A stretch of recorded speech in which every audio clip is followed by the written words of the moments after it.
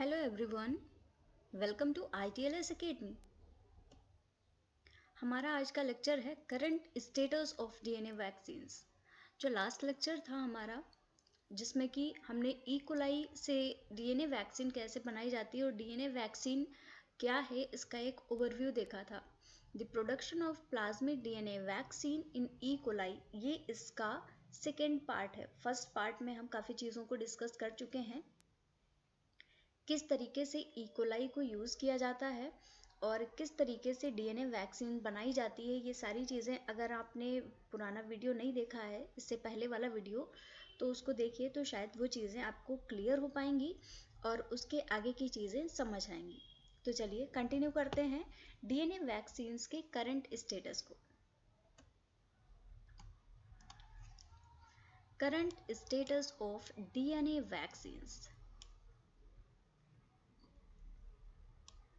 Several compelling examples of viral challenges in animal models are testimony to their efficacy.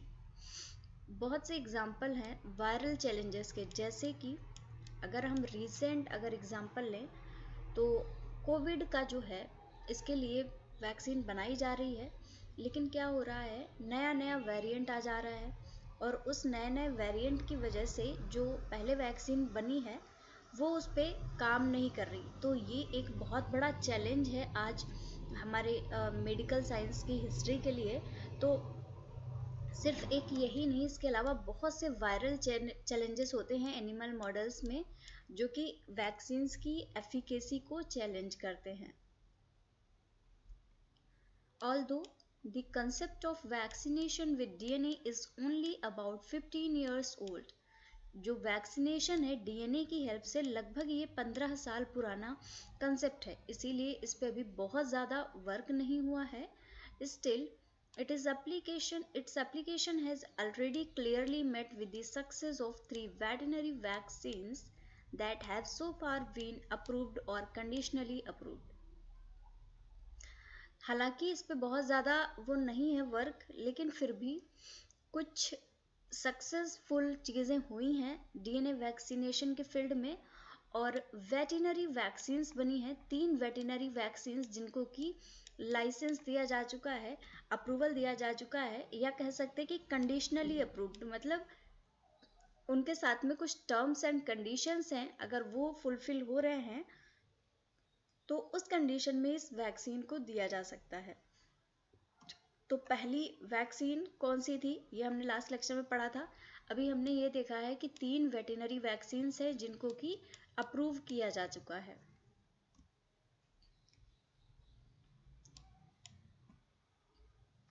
The field of DNA vaccination is developing rapidly. बहुत rapid developing field है DNA vaccination की।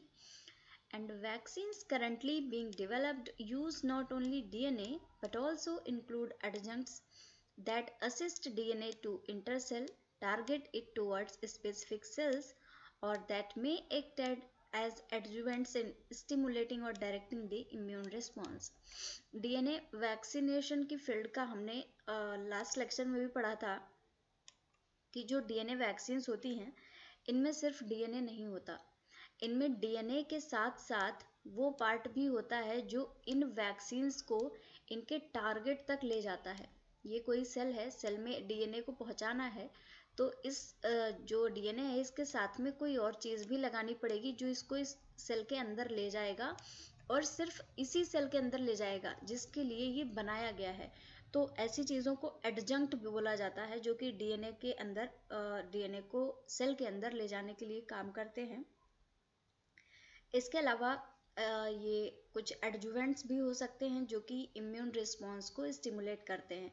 इसकी detail study हमने last lecture में की थी, तो आप वहाँ से भी समझ सकते हैं, क्योंकि जो चीज़ें एक बार हो चुकी हैं उन पे बार बार टाइम वेस्ट नहीं करना उचित है।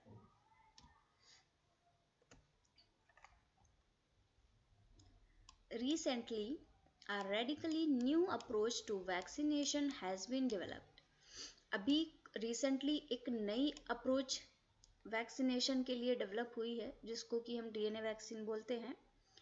It involves the direct introduction into appropriate tissue of a plasmid containing the DNA sequence encoding the antigens against which an immune response is sought and released on the in situ production of the target antigen.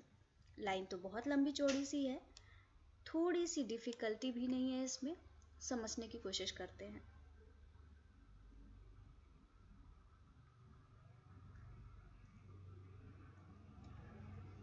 यहाँ पे जो नई approach के बारे में बताया गया है उसमें क्या होता है, इसमें वैक्सीन्स को इस तरीके से डिलीवर किया जाता है कि जिस जगह पे, जैसे लीवर के लिए वैक्सीन है या मसल्स के लिए वैक्सीन है या जिस भी चीज़ के लिए वैक्सीन है, वो डायरेक्टली उसी सेल में जाती है। नर्वस सिस्टम के लिए है, नर्व सेल में जाएगी, नर्व सेल्स में। हार्ट के लिए है, हार्ट सेल्स के लिए है तो हार्ट की सेल्स में जाएगी। मतलब जिस प्रकार की सेल या टिश्यू के लिए इसको डिज़ाइन किया गया ये उसमें जाएगी। अब ये जो प्लाज्मिड डीएनए है जो आपने भेजा, जिसमें आपका डीएनए है साथ में, आप भेजते कैसे हैं, बैक्टीरिया से कैसे डीएनए की वैक्सीन बनाते हैं, कैसे कॉन्जुगेट करवाते हैं अपना जो जीन ऑफ इंटरेस्ट है, इसके लिए आप प्रीवियस लेक्चर देखिए, बहुत डिटेल में सारी चीज़ें डिस्कस की हुई हैं। तो ये जो हमने ज्वाइन किया था हमारा डीएनए, इसको हमने पहुंचा दिया सेल के अंदर। अब सेल के अंदर जाके ये क्या करेगा, अब डीएनए है, न्यूक्लियस में जाएगा, न्यूक्लियस में जाके ये रेप्लिकेट करेगा, अपने आप की बहुत सारी कॉपी बनाएगा, फिर डीएनए से आरएनए बनाएगा और फिर फाइनली एंटीजन बना देगा। अब एंटीजन क्या है, एंटीजन प्रोटीन है, तो कैसे बना, ट्रांसलेशन के थ्रू दिखेगा प्रोसेस कहाँ से स्टार्ट हुई कहाँ जा रही है। अब ये जो एंटीजन बन के तैयार हुआ, अब इसके अगेंस्ट बॉडी एंटीबॉडी बनाएगी।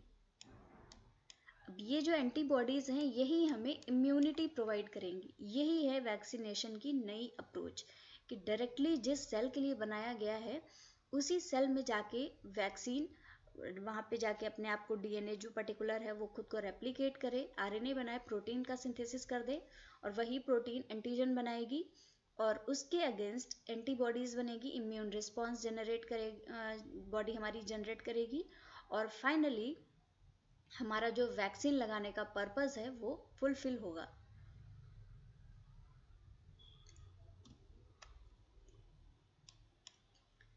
This approach offers a number of potential advantages over traditional approaches.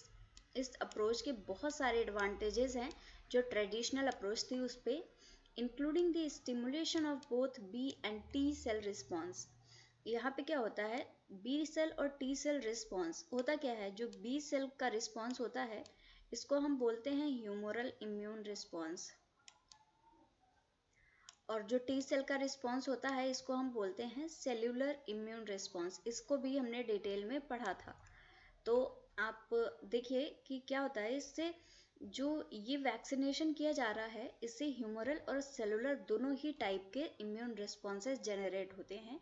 B और टी सेल्स दोनों ही स्टिमुलेट हो जाती हैं। इससे क्या होता है, इम्प्रूव्ड वैक्सीन स्टेबिलिटी, वैक्सीन की स्टेबिलिटी बढ़ती है।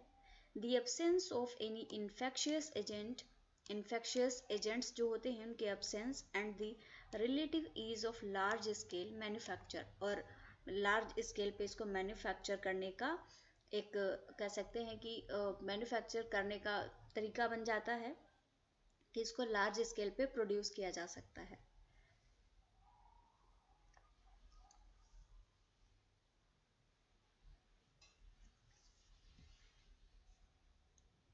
आगे बढ़ते हैं।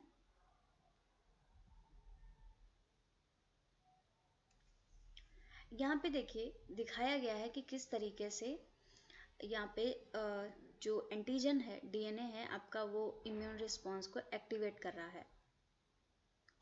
ये आपका एंटीजन आया डीएनए के साथ में, जो भी आपने अपना जीन ऑफ इंटरेस्ट लगाया है वो आ गया, सोमैटिक सेल्स में इसको ट्रांसफर किया गया, साथ ही साथ में इसमें प्रो एपोप्टोटिक डीएनए भी डाला गया।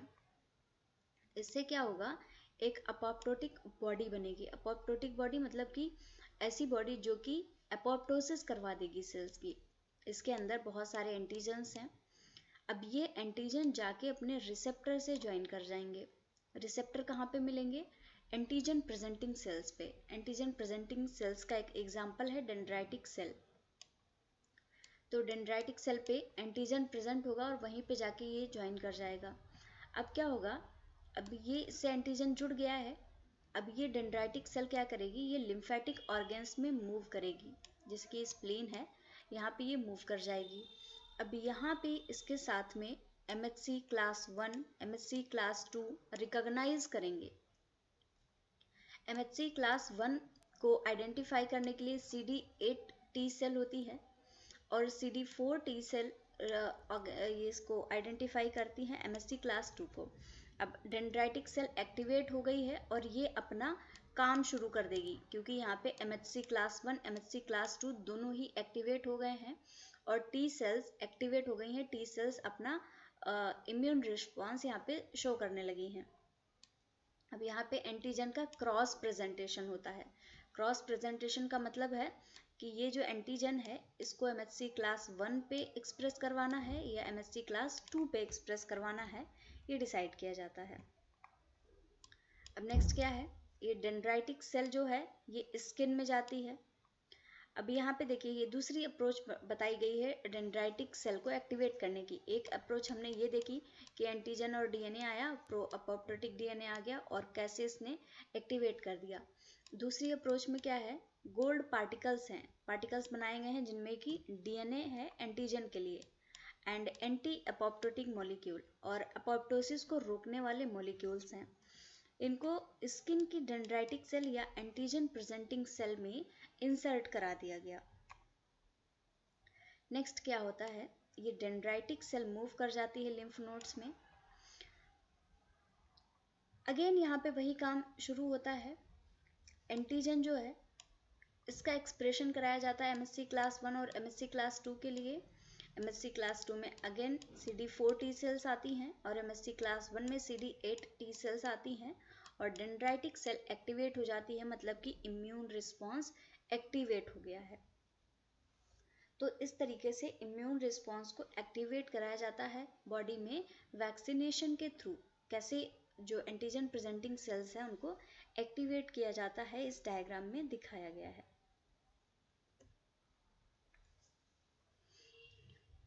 सो DNA vaccines still offer significant potential. बहुत सारे चैलेंजेस होने के बावजूद DNA वैक्सीन्स बहुत सिग्निफिकेंट पोटेंशियल रखती हैं। With more recent developments such as improved vectors, recent development क्या क्या हुए हैं, जैसे कि vectors में improvement हो गया है and delivery system, जो आपका टारगेट जीन है उसको सेल के अंदर डिलीवरी करने का जो सिस्टम है वो भी बहुत डेवलप हो गया है and likely to have an important impact. ये वेक्टर का इम्प्रूवमेंट और डिलीवरी सिस्टम इम्प्रूवमेंट, इसका बहुत इम्पॉर्टेंट इम्पैक्ट पड़ता है। And in addition the potential safety of DNA as a vaccine is becoming increasingly apparent. जो DNA की वैक्सीन के रूप में एक सेफ्टी है ये लगातार बहुत बढ़ रही है, क्योंकि जैसे डिलीवरी सिस्टम अपडेट हो रहा है, वेक्टर्स का इम्प्रूवमेंट हो रहा है, वैसे वैसे DNA वैक्सीन की सेफ्टी और स्टेबिलिटी भी बढ़ रही है और DNA वैक्सीन्स एक इम्प्रूव्ड फॉर्म में सामने आ रही हैं। Strategies for oral delivery may be suitable for some applications. कुछ एप्लीकेशंस के लिए ओरल डिलीवरी भी एक तरीका हो सकता है, सुटेबल माना जा सकता है कि जो वैक्सीन है इंजेक्शंस के थ्रू ना देके ओरली मुंह से खाने के फॉर्म में दे दी जाए with all non perinatal routes likely to require suitable carrier और adjuvants.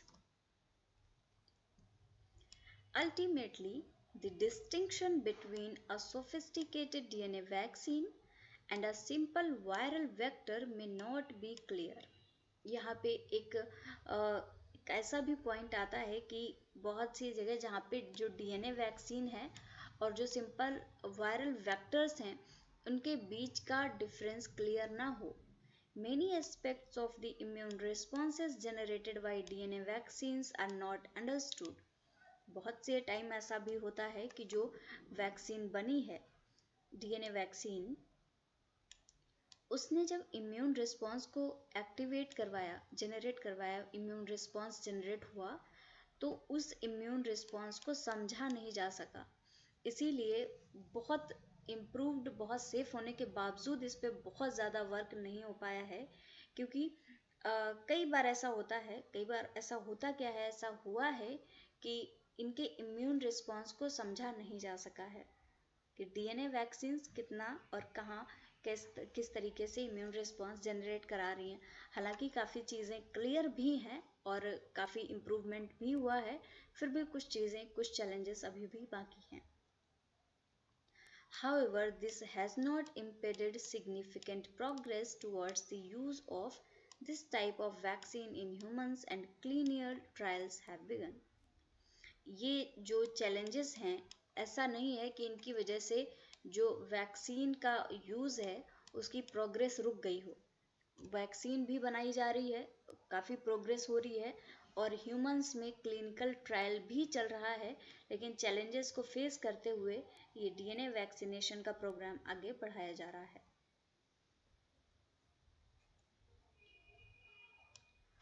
Greater sophistication can be achieved either by adding a gene coding for the co-expression of specific cytokine onto the plasmid or by designing the plasmid backbone for recognition by APC toll-like receptors. Sophistication का मतलब होता है कि बहुत ज़्यादा specific, किसी चीज़ के लिए बहुत ज़्यादा स्पेसिफिक हो जाना। तो ज़्यादा सोफिस्टिकेशन डीएनए वैक्सीन्स का अगर अचीव करना है, बहुत सोफिस्टिकेटेड वैक्सीन्स बनानी है, बहुत सेफ, बहुत स्पेसिफिक वैक्सीन्स अगर बनानी है, तो इसके लिए किसी ऐसे जीन को लिया जा सकता है जो कि कोई पर्टिकुलर स्पेसिफिक साइटोकाइंस को कोड करता है। अब कोई भी प्लाज्मिड है, यहाँ पे एक ऐसा जीन ले लिया जो कि पर्टिकुलर साइटोकाइन को प्लाज्मिड पे एक्सप्रेस करवाता है, या फिर प्लाज्मिड की जो बैकबोन है इसको डिज़ाइन करता है ताकि इसको पर्टिकुलर जो एंटीजन प्रेजेंटिंग सेल्स हैं वो रिकॉग्नाइज कर लें। तो इसे क्या होगा, इजीली रिकॉग्नाइज हो जाएगा जो आपने प्लाज्मिड डाला है एपीसी के द्वारा, या फिर जो प्लाज्मिड है इस पे पर्टिकुलर जो साइटोकाइन है वो स्पेसिफिक एंटीजन की तरह वर्क करेगा, तो उसके अगेंस्ट एंटीबॉडी इजीली बन जाएगी। तो इनसे बहुत ज़्यादा स्पेसिफिसिटी वैक्सीन्स में लाई जा सकती है।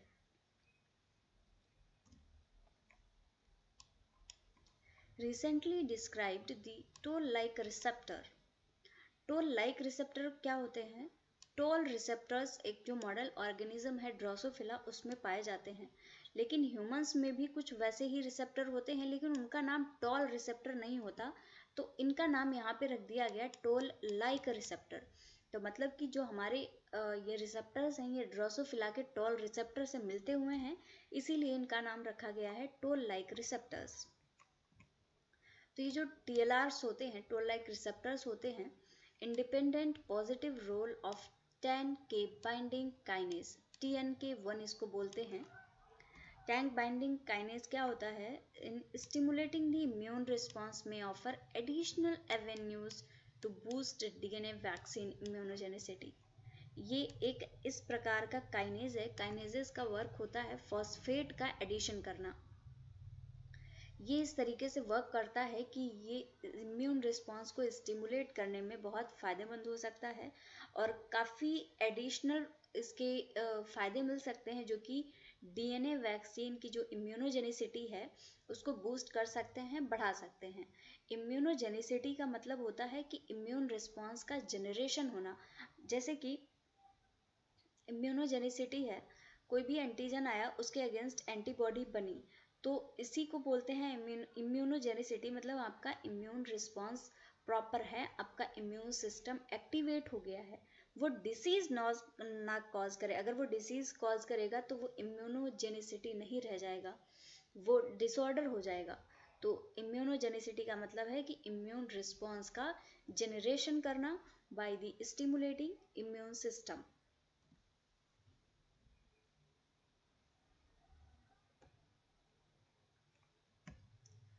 Finally, needle injections seems to be the least favored and has been replaced by high velocity vaccination employing microparticles coated with DNA or when combined with electroporation.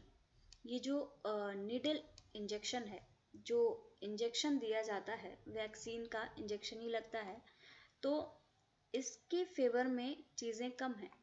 अब नीडल इंजेक्शन को reject करके इसकी जगह इसका रिप्लेसमेंट लाया जा रहा है। बहुत से एक्सपेरिमेंट्स चल रहे हैं ताकि नीडल लगाने की ज़रूरत ना पड़े, इंजेक्शन की ज़रूरत ना पड़े। क्या किया जा सकता है, यहाँ पे हाई वेलोसिटी वैक्सीनेशन किया जा सकता है माइक्रो पार्टिकल्स के थ्रू। माइक्रो पार्टिकल्स को क्या है, छोटे छोटे पार्टिकल्स होते हैं, इनको डीएनए से कोट कर दिया और डीएनए से कोट करने के बाद में बॉडी तक पहुंचाने के लिए यहाँ पे मदद ले ली गई एक प्रोसेस की, जिसको कि बोलते हैं इलेक्ट्रोपोरेशन। इलेक्ट्रोपोरेशन इलेक्ट्रिक चार्ज की मदद से इस जो माइक्रो पार्टिकल्स हैं इनको बहुत स्पीड से सेल के अंदर पहुंचा देती है, एक ऐसी प्रोसेस है। तो इस पे भी काफ़ी काम चल रहा है कि जो नीडल इंजेक्शंस हैं इनका रिप्लेसमेंट हो जाए हाई वेलोसिटी वैक्सीनेशन से।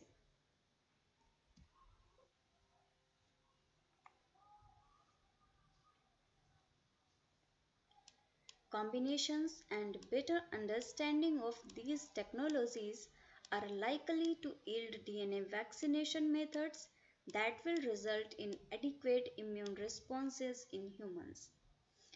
तरह तरह के जो कॉम्बिनेशंस हैं और बेहतर से बेहतर जो अंडरस्टैंडिंग हो रही है नई नई टेक्नोलॉजीज़ की, इन टेक्नोलॉजीज़ की मदद से डीएनए के वैक्सीनेशन के बहुत अच्छे मेथड डेवलप किए जा सकते हैं, जो कि ह्यूमंस में बहुत एडिक्वेट, बहुत सिग्निफिकेंट अमाउंट में इम्यून रिस्पॉन्स को जनरेट कर सकते हैं।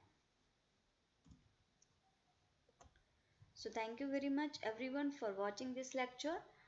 मिलते हैं आपसे नेक्स्ट लेक्चर में। तब तक अब मैं आपसे यही बोलना चाहूँगी कि अगर कोई डाउट है तो आप कमेंट सेक्शन में कमेंट करके डाउट को क्लियर कर सकते हैं, पूछ सकते हैं। इसके अलावा एक चीज़ और कि जो चीज़ें चल रही हैं सीरीज़ में हैं, कुछ ऐसा होता है कि बेसिक चीज़ें जो इंट्रोडक्टरी पार्ट होता है उसको पहले पढ़ाया जाता है और डिटेल्ड पार्ट उसका बाद में आता है। तो आप लोग सारे ही लेक्चर्स को देखिए ताकि आप चीज़ों को कनेक्ट करके चल पाएँ और बेहतर अंडरस्टैंडिंग हो पाए आपकी इस कोर्स के लिए। So again thank you everyone. Follow करिए ITLS अकेडमी को on various social media platforms including Instagram, Facebook, Twitter, YouTube, WhatsApp and LinkedIn. Subscribe करिए हमारे यूट्यूब चैनल को। So thank you for watching, like this video and share and subscribe to our YouTube channel. For any kind of help or any kind of query, feel free to contact on our helpline number 7080833450. You can also visit our website www.itlsacademy.com. So thank you very much everyone. Thank you again for watching this lecture.